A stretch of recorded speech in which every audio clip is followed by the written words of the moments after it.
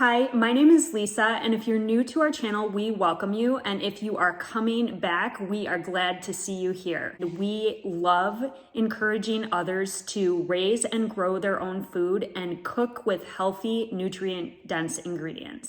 This video that I'm gonna make today on sourdough is something people have been asking me to do for a long time. So I'm gonna be really honest with you about the reason that I have not made this video yet. Sourdough is something that really freaked me out for a long time. So because I was so intimidated, I really wanted to make this video to help other people who are also, maybe you're like me, you're also intimidated. And I personally learn much better if someone is showing me how to do it, showing me the steps rather than reading them. Because when it comes to something like sourdough, the recipes are so long and the method is so long, and I was just getting overwhelmed and it sounded complex.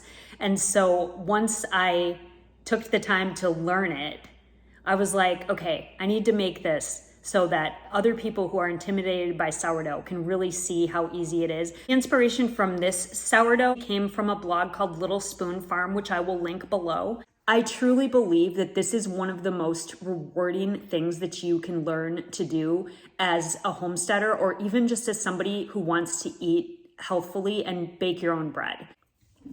So my sourdough here, his name is McLovin. And I think you should name your sourdough because it's a lot of fun. So this is McLovin.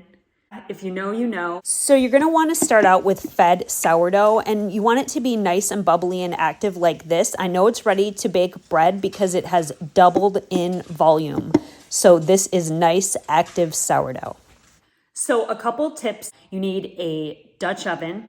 You need either your phone or a piece of paper to start writing down these measurements. After about the third time that I made this sourdough, I had the measurements in my head. I'm somebody who gets easily distracted. I procrastinate. I use my phone. I use timers on my phone because once you mix this up, you let it hang out in the bowl for an hour for the first rise. You come back, you stretch and fold it. You put it back in for the second rise for a half an hour. Then you stretch and fold again, and then you let it rise for another 8 hours, 8 to 10 hours, stretch and fold one last time, and then you are ready to bake bread.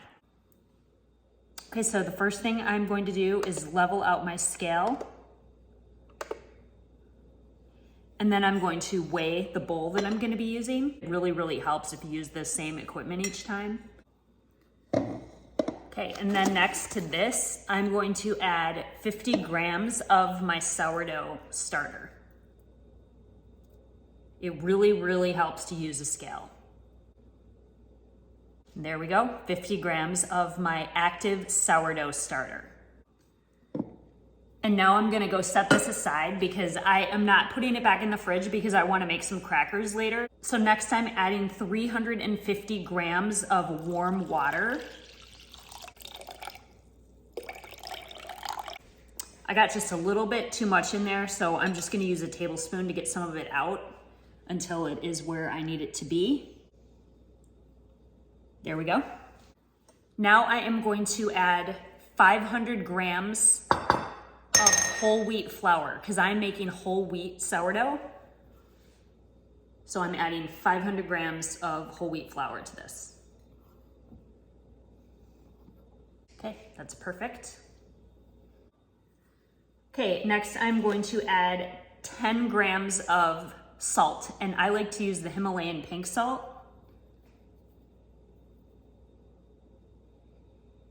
I put a little too much salt in there, but that's all right. I'm like a little bit of extra salt didn't hurt anybody. It's more important that you get the water and the flour measurements right. That is the first step. So you are going to take your fed sourdough, your flour, your water, and your salt. And now what we're gonna do is we're going to mix this and we're gonna make what's called a shaggy dough. You can set the scale aside because you don't need that anymore. So here's what the mixture looks like, and I'm just gonna stir it all around and I'm gonna get a shaggy dough. And I'll show you what that looks like when I'm done. So you just wanna mix it in until all of the dry bits are no longer dry.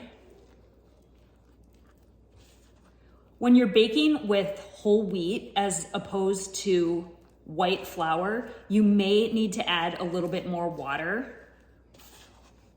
And so you just kind of want to judge. I'll know in a minute if I need more water. So I can tell I'm gonna need some more water. Not much more, but just a little bit, because it's looking a little bit dry and I really need to get all these dry bits incorporated. So I'm going to go ahead and add some more water. And again, you want it to be warm water. So I'm just adding a little bit at a time to mix it in and see how it's going.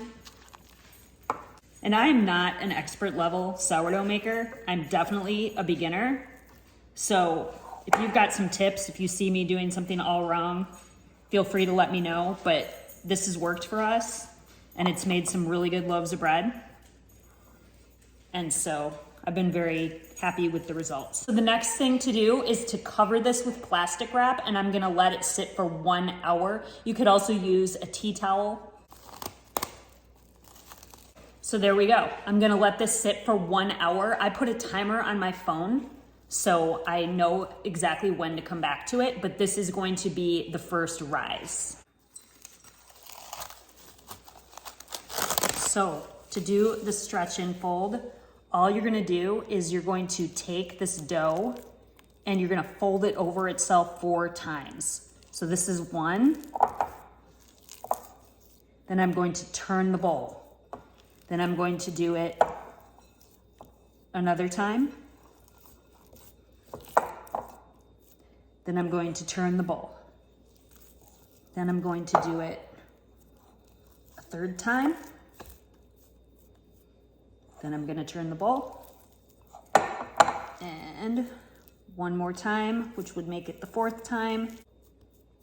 Now what I'm gonna do is I'm gonna put the plastic wrap right back on this, and then it is going to rest for the 2nd rise for another 30 minutes. Okay, now we've got the dough back out and we're gonna do the 2nd stretch and fold. So we're gonna just do the exact same thing that we did the first time. Just fold it over itself and then turn the bowl 4 times. Really, really simple.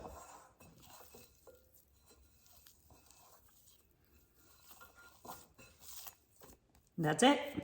And now the cover is gonna go back on it and it is going to sit for another 8 to 10 hours.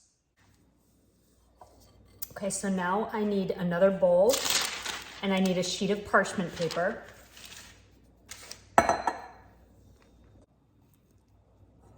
I've got my bread and I'm going to put some flour on my counter. This is whole wheat flour. And I'm gonna dump this out and we're gonna do that stretch and fold again, but this time on my counter.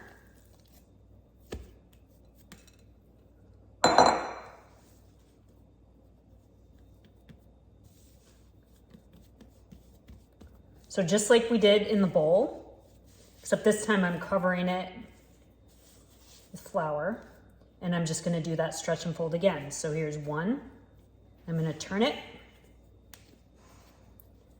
2, I'm gonna turn it.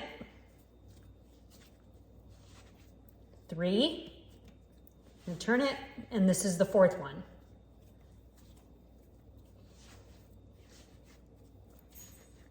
And now I've got this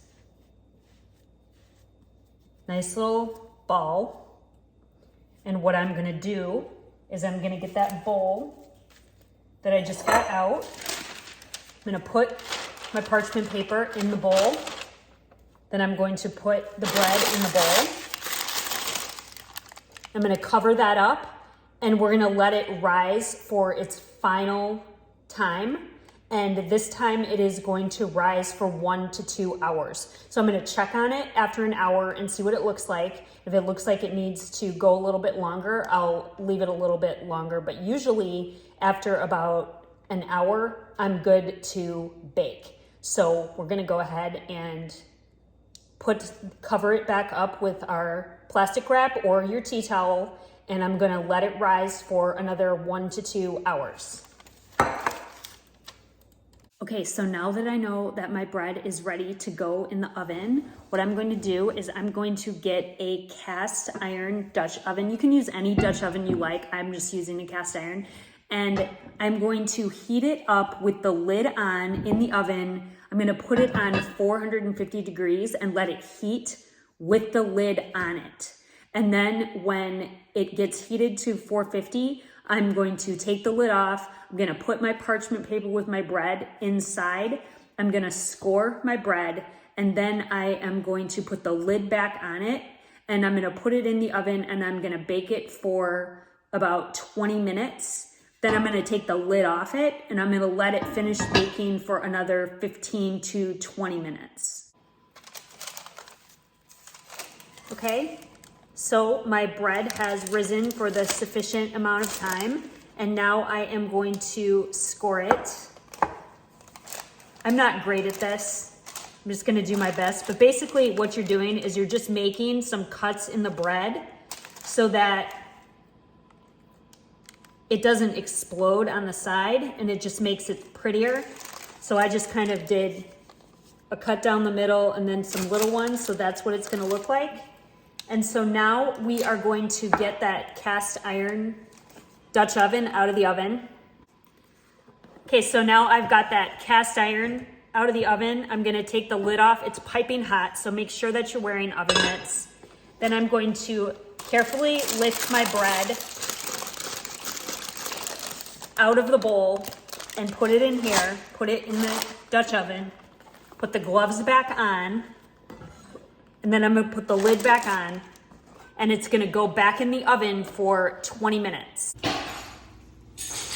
So here is our loaf of whole wheat sourdough. It smells amazing. The scoring is not perfect, but it's still gonna be delicious. Definitely give it a try. Even if it doesn't look amazing, like I've definitely made prettier loaves than this, it's going to taste absolutely delicious, and you're gonna be so excited that you made sourdough. So I hope that this has encouraged you to give baking sourdough a try. I promise it is not as hard as you think it is. Remember, I used to think it was really hard too, and now I bake a loaf almost every week. All right, so I'm gonna slice into this so that you can see. We're gonna make some delicious avocado toast for breakfast. This does make really nice sandwich bread, but I like to toast it first.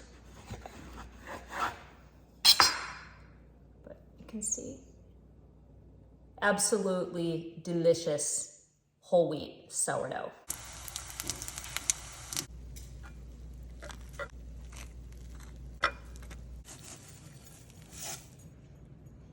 All right, so let's try this avocado toast.